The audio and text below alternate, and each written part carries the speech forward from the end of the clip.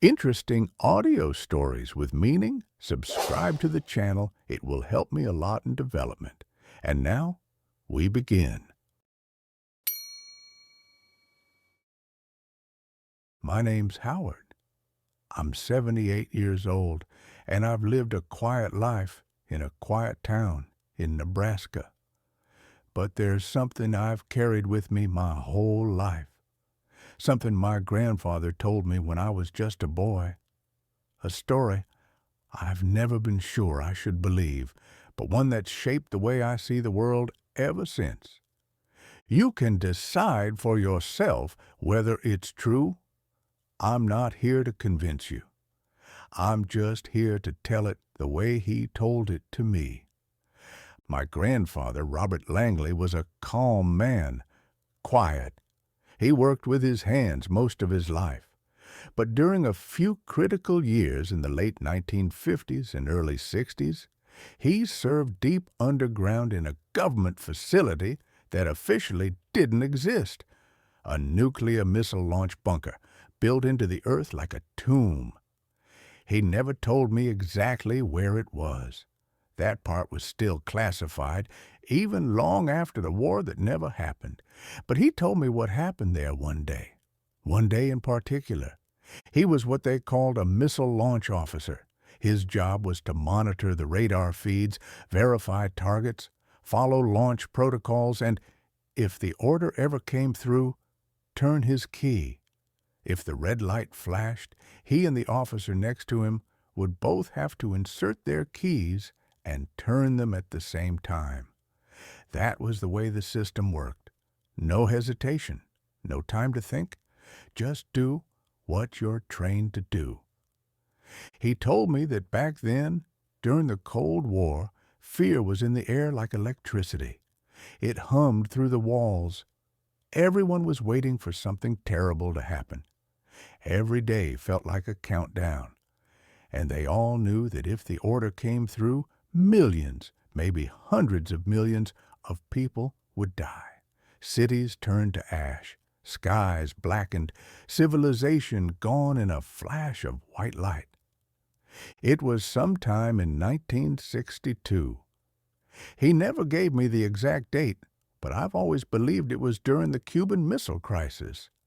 Tensions were high, the world on edge. He said it was a Tuesday. They were on the third shift, middle of the night.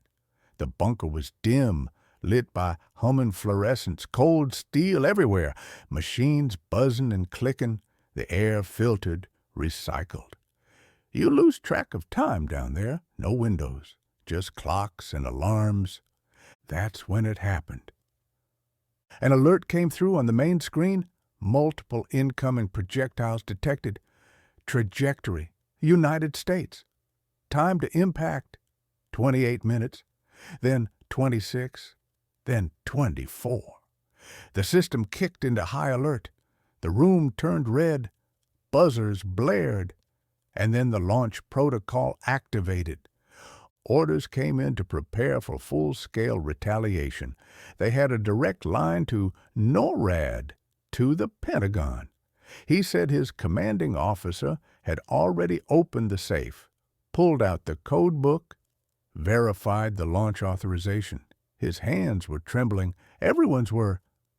He and the second officer, his partner, took their positions, hands on the keys. But then my grandfather did something I still don't quite understand. He paused. He said something felt wrong. Something about the pattern of the launches on the radar. Too clean, too perfect. They were all coming in at the same time, same angle, same speed. No stagger, no randomness. Like a simulation. So he asked the radar technician to rerun the diagnostics, delayed the launch sequence. The other officer yelled at him, told him they were under orders, that he'd be court-martialed. But my grandfather held firm. He called it a possible system malfunction, bought them 90 seconds. And in that time, the radar glitched again, and the targets disappeared. It was, in fact, a fault in the satellite relay, a false alarm. He canceled the launch. No one ever turned the key. The incident was buried, never made the news. His superiors told him he'd broken protocol, that he'd disobeyed a direct order. But they also knew that if he'd turned that key, and if the Soviets had picked up the missile trail, they'd have fired back. The retaliation would have been real. The end would have come from beneath his feet. And here's the thing that always stuck with me. He never called himself a hero. He never raised his voice when he told the story. Never bragged. Never said the world owed him anything. But I remember the way he looked at the horizon when he told it, as if he could still see the sky burning, as if the weight of it never quite left his shoulders. He went back to his farm after that, married my grandmother, had kids, raised crops and cattle and grandkids like me.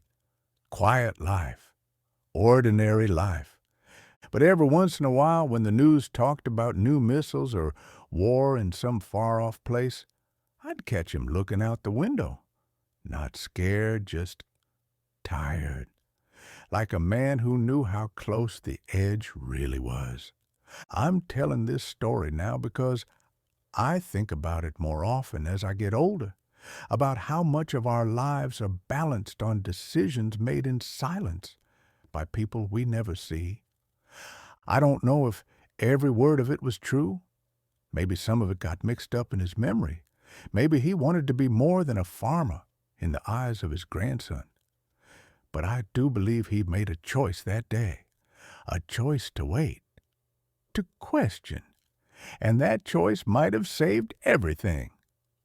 So if you're listening to this, just remember that sometimes the greatest acts of courage don't look like what you see in the movies. Sometimes they happen underground, in silence, under flickering lights, when no one is watching. My grandfather was just a man with a key and a conscience, and maybe that was enough to save the world.